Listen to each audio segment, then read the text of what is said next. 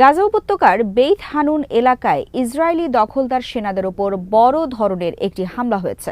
হামলায় অন্তত ৪ সেনা নিহত হয়েছে, তবে কোনো কোনো খবরে নিহত সেনার সংখ্যা ৭ বলা হয়েছে। ইসরায়েলের ওয়ালা নামের একটি নিউজ ওয়েবসাইট জানিয়েছে, ইসরায়েলি বাহিনীর নাহাল ব্রিগেডের ডেপুটি কমান্ডার এই হামলায় মারাত্মক আহত হয়েছেন। এছাড়াও ডজন খানেক সেনা মারাত্মক আহত হয়েছে। হামলার পর হতাহতদের হেলিকপ্টারে সরিয়ে নেয়ার একটি ভিডিও সামাজিক যোগাযোগ মাধ্যমে ছড়িয়ে পড়েছে। প্যালেস্টাইন ক্রনিকলের খবরে বলা হয়েছে, গাজা উপত্যকার বেইত হানুন এলাকায় এই হামলার ঘটনাটি ঘটে, যেখানে বিস্ফোরক দিয়ে নাহাল ব্রিগেডের টহল দলের ওপর হামলা করে প্রতিরোধ যোদ্ধারা। চ্যানেল 12 জানিয়েছে, হামলা হয়েছে 2 দফায়। প্রথমে বিস্ফোরক দিয়ে হামলার পর গুলি চালানো হয়েছে সেনাদের ওপর, যে কারণে হতাহতের সংখ্যা বেশি হয়েছে। অনেক সেনা পালাতে গিয়ে হতাহত হয়েছে। ইসরায়েলি মিডিয়া জানিয়েছে, সেনারা শক্তিশালী বিস্ফোরণে নিহত হয়েছে। ওই এলাকাটি এখন ইসরায়েলি বাহিনীর নিয়ন্ত্রণে রয়েছে। তারপরও সেখানে কিভাবে হামলা করা হয়েছে সেটি নিয়ে তদন্ত করছে সেনারা। ধারণা করা হচ্ছে, গোপন কোনো সুড়ঙ্গ দিয়ে সেখানে পৌঁছায় গাজার যোদ্ধারা।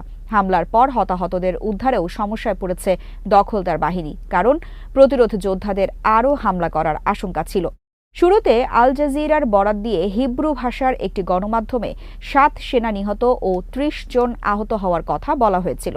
নিহতদের মধ্যে 4 জন নাহাল ব্রিগেডের, 2 জন কাফির ব্রিগেডের ও 1 জন গিভাতি ব্রিগেডের। ওই খবরে বলা হয়, আহতদের মধ্যে 11 জনের অবস্থা গুরুতর। অক্টোবরের শেষ দিকে উত্তর গাজার বেইত হানুন, জাবালিয়া ও বেইত লাহিয়ায় নতুন করে অভিযান শুরু করে ইসরায়েলি বাহিনী। এই অভিযানে এখন পর্যন্ত 48 সেনা নিহত হওয়ার কথা স্বীকার করেছে ইসরায়েল। যদিও নিরপেক্ষ পর্যবেক্ষকরা বলছেন, নিহতের সংখ্যা অনেক বেশি হতে পারে। যুদ্ধের শুরু থেকেই ইসরায়েলের বিরুদ্ধে হতাহতের তথ্য গোপন করার অভিযোগ আছে। টানা 6 দিন ধরে চলা দাবানলে ব্যাপক ক্ষয়ক্ষতি হয়েছে যুক্তরাষ্ট্রের ক্যালিফোর্নিয়া অঙ্গরাজ্যের লস অ্যাঞ্জেলসে। এখনও 6টি দাবানল সক্রিয় রয়েছে। এর মধ্যে সবচেয়ে ভয়াবহ দাবানলগুলোর একটি শনিবার দিক পরিবর্তন করেছে। এতে নতুন করে ওই এলাকার বাসিন্দাদের নিরাপদ স্থানে সরে যেতে বলা হয়েছে। একই সঙ্গে আগুন নিয়ন্ত্রণে নতুন হুমকির মুখে পড়েছেন ফায়ার সার্ভিসের কর্মীরা। গত মঙ্গলবার থেকে শুরু হওয়া দাবানলে এখন পর্যন্ত 11 জনের মৃত্যুর খবর পাওয়া গেছে। পুড়ে গেছে কিলোমিটারের পর কিলোমিটার এলাকা, ধ্বংস হয়েছে প্রায় 10,000 স্থাপনা। এই ক্ষয়ক্ষতির পরিমাণ আরও বাড়বে বলে আশঙ্কা করা হচ্ছে। আটকে পড়াদের খোঁজে অগ্নি নির্বাপন কর্মীরা বাড়ি বাড়ি গিয়ে তল্লাশি শুরু করেছেন।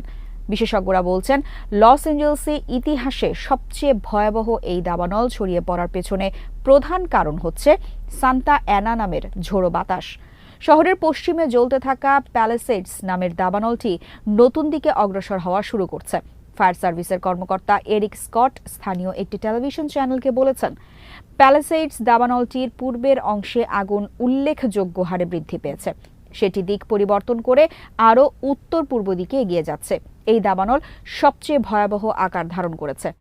প্যালেসেডস দাবানলটি নতুন করে বৃদ্ধি পাওয়ার আগে সেটি নিয়ন্ত্রণে কিছুটা অগ্রগতির কথা জানিয়েছিলেন ফায়ার সার্ভিসের সদস্যরা। এছাড়া শহরের পূর্বে পাসাডেনা এলাকার কাছে অ্যাটন নামের দাবানলটিও কিছুটা নিয়ন্ত্রণে এসেছে বলে জানানো হয়। বড় এই দুটি দাবানলের আগুনে একত্রে লস অ্যাঞ্জেলসের 35,000 একর জায়গা পুড়ে ছাই হয়ে গেছে। লস অ্যাঞ্জেলস কাউন্টির পুলিশ কর্মকর্তা রবার্ট লুনা বলেছেন, আগুন থেকে বাঁচতে প্রায় 1,53,000 মানুষকে এলাকা ছাড়ার নির্দেশ দেওয়া হয়েছে। এছাড়া আরও 1,66,800 জনকে এলাকা ছাড়ার বিষয়ে সতর্ক করা হয়েছে, জারি করা হয়েছে কারফিউ। ক্যালিফোর্নিয়ার আগুন নেভাতে এগিয়ে এসেছে প্রতিবেশী 7টি অঙ্গরাজ্য। কেন্দ্রীয় সরকারও সাহায্যের হাত বাড়িয়েছে। কানাডা থেকেও এসেছে সহায়তা। রাশিয়ার কুরস্ক অঞ্চলে 2 উত্তর কোরীয় সেনাকে আটক করার কথা জানিয়েছেন ইউক্রেনের president Volodymyr Zelensky. Ukraine Russia যুদ্ধে ক্রেমলিনের হয়ে মাঠে নামার পর শনিবার প্রথমবারের মতো কোনো উত্তর কোরীয় সেনাকে জীবিত হেফাজতে নেওয়ার তথ্য দিল ইউক্রেন। সামাজিক যোগাযোগ মাধ্যম এক্সে প্রকাশিত এক পোস্টে জেলেনস্কি জানিয়েছেন, আটক সেনাদের কিয়েভে নেওয়া হয়েছে। ইউক্রেনের অভ্যন্তরীণ গোয়েন্দা সংস্থা এসবিইউ তাদের জিজ্ঞাসাবাদের দায়িত্ব নিয়েছে। ইউক্রেন ও তার পশ্চিমা মিত্রদের মতে, গত অক্টোবরে উত্তর কোরীয় সেনারা রাশিয়ার হয়ে যুদ্ধে অংশগ্রহণ করে। প্রাথমিকভাবে তাদের সংখ্যা 10,000 ছিল বলে ধারণা করা হয়। এছাড়া পিয়ংইয়ং মস্কোকে বিপুল পরিমাণ গোলাবারুদ সরবরাহ করছে বলেও দাবি করে আসছে তারা। আটক সেনাদের সঙ্গে কথা বলার জন্য সাংবাদিকদের সুযোগ দেওয়া হবে জানিয়ে জেলেনস্কি বলেছেন, যুদ্ধবন্দীদের জন্য নির্ধারিত আইন মোতাবেক স্বাস্থ্য সুবিধা পাচ্ছেন ওই দুই ব্যক্তি। তুরস্কে উত্তর কোরীয় সেনার উপস্থিতির কথা স্বীকার না করলেও কখনো অস্বীকারও করেনি ক্রেমলিন। এছাড়া জেলেনস্কির সর্বশেষ দাবি নিয়েও তাদের দিক থেকে কোনো প্রতিক্রিয়া দেখা যায়নি। এর আগেও উত্তর কোরীয় সেনাদের যুদ্ধের ময়দান থেকে আটক করার কথা জানিয়েছে ইউক্রেন, তবে মারাত্মক আহত সেনারা আটকের কিছুক্ষণ পরেই মৃত্যুবরণ করে। আটককৃতরা ইংরেজি, রুশ বা ইউক্রেনীয় ভাষা না জানায় তাদের জিজ্ঞাসাবাদের জন্য কিয়েভে নেওয়া হয়েছে বলে দাবি করছে এসবিইউ। সেখানে দক্ষিণ কোরীয় গোয়েন্দা সংস্থা এনআইএস সদস্যরা তাদেরকে কোরীয় ভাষায় জিজ্ঞাসাবাদ পর্ব সম্পন্ন করবেন। এসবিইউ আরও জানিয়েছে, আটক এক সেনার কাছে অন্য ব্যক্তির নামে রেজিস্টার করা রুশ সামরিক পরিচয়পত্র ছিল, আরেক সেনার কাছে কোনো পরিচয়পত্রই ছিল না। যুদ্ধের পরিকল্পনা বা পরিচালনায় জড়িত থাকায় তাদের বিরুদ্ধে ফৌজদারি মামলা দায়ের করা যায় কিনা তা খতিয়ে দেখা হচ্ছে। যুদ্ধবিরতি ও বন্দি বিনিময় চুক্তি নিয়ে আলোচনার জন্য কাতারে একটি উচ্চ পর্যায়ের প্রতিনিধি দল পাঠিয়েছে ইসরায়েল। শনিবার রাতে এই দলটির সদস্যরা কাতারে গিয়েছেন বলে জানিয়েছে টাইমস অফ ইসরায়েল। দলটিতে আছেন ইসরায়েলি গোয়েন্দা সংস্থা মোসাদের প্রধান ডেভিড বার্নিয়া ও অভ্যন্তরীণ গোয়েন্দা সংস্থা শিন বেতের প্রধান রন বার। আরও আছেন প্রতিরক্ষা বাহিনীর একজন মেজর জেনারেল, যিনি বন্দি বিনিময় নিয়ে কাজ করছেন, এবং প্রধানমন্ত্রী বেনিয়ামিন নেতানিয়াহুর রাজনৈতিক উপদেষ্টা ওফির ফাল্ক। শনিবার সন্ধ্যায় নেতানিয়াহুর কার্যালয় থেকে এই দলটিকে কাতার পাঠানোর বিষয়ে আনুষ্ঠানিক ঘোষণা দেওয়া হয়। টাইমস অফ ইসরায়েল বলেছে, উচ্চ পর্যায়ের একটি নিরাপত্তা বৈঠকের পর প্রতিনিধি দলটি পাঠাতে সম্মত হয়েছেন নেতানিয়াহু। বৈঠকে উপস্থিত ছিলেন ইসরায়েলি প্রতিরক্ষামন্ত্রী ও নিরাপত্তা প্রধান এবং যুক্তরাষ্ট্রের জো বাইডেন প্রশাসন ও আসন্ন ট্রাম্প প্রশাসনের কর্মকর্তারা। শনিবার সকালে নেতানিয়াহু বৈঠক করেন মধ্যপ্রাচ্য বিষয়ক ট্রাম্পের মনোনীত দূত স্টিভ উইকটফের সাথে। এর আগে কাতার সফর করেছেন উইকটফ। সেখানে তিনি কাতারের প্রধানমন্ত্রী মোহাম্মদ বিন আব্দুল রহমান আল থানির সাথে বৈঠক করেছেন গাজার যুদ্ধবিরতি নিয়ে। ইসরায়েলে বৈঠক শেষে উইকটফের আবারও কাতার যাওয়ার কথা রয়েছে। সেখানে তিনি বন্দি বিনিময় নিয়ে আলোচনায় অংশগ্রহণ করবেন। ইসরায়েলের হিব্রু ভাষার একটি মিডিয়া জানিয়েছে, ডোনাল্ড ট্রাম্প চান তিনি প্রেসিডেন্ট হওয়ার আগেই গাজায় যেন যুদ্ধবিরতি হয়। এই বার্তা নেতানিয়াহুকে পৌঁছে দিয়েছেন তার মনোনীত দূত। তিনি বলেন, উভয় পক্ষকেই চুক্তির স্বার্থে নমনীয়তা দেখাতে হবে। জানুয়ারির 20 তারিখ পরবর্তী মার্কিন প্রেসিডেন্ট হিসেবে দায়িত্ব গ্রহণ করবেন ডোনাল্ড ট্রাম্প, যে কারণে তিনি দায়িত্ব গ্রহণের আগেই মধ্যপ্রাচ্য বিষয়ক মনোনীত দূতকে ইসরায়েল ও কাতারে পাঠিয়েছেন। সিরিয়ার রাজধানী দামেস্কের শহরতলিতে একটি শিয়া মাজার উড়িয়ে দেওয়ার চেষ্টা কর্তৃপক্ষ ব্যর্থ করে দিয়েছে বলে দেশটির রাষ্ট্রীয় বার্তা সংস্থা সানা জানিয়েছে। এই হামলার পরিকল্পনা করেছিল উগ্রবাদী গোষ্ঠী আইএস। সিরিয়ার গোয়েন্দা সংস্থার একটি সূত্র সানাকে জানিয়েছে, গোয়েন্দা ও নিরাপত্তা বাহিনী সাইয়িদা জয়নাব মাজারের ভেতরে আইএসের বোমা হামলা চালানোর প্রচেষ্টা ব্যর্থ করতে সফল হয়েছে। এই ঘটনায় বেশ কয়েকজনকে গ্রেফতারও করা হয়েছে।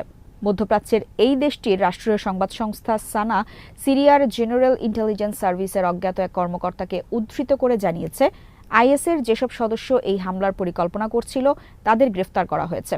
কর্মকর্তাকে উদ্ধৃত করে সংস্থাটি আরও জানিয়েছে, গোয়েন্দা বিভাগটি যে কোনো মতবাদের সিরীয় জনগণকে হামলার লক্ষ্যবস্তু করার সকল চেষ্টাকে মোকাবেলা করার জন্য তার সকল ক্ষমতা প্রয়োগ করছে। আইএস এর আগেও শিয়া তীর্থযাত্রীদের ওপর সাইয়েদা জয়নাবে আক্রমণ চালিয়েছে।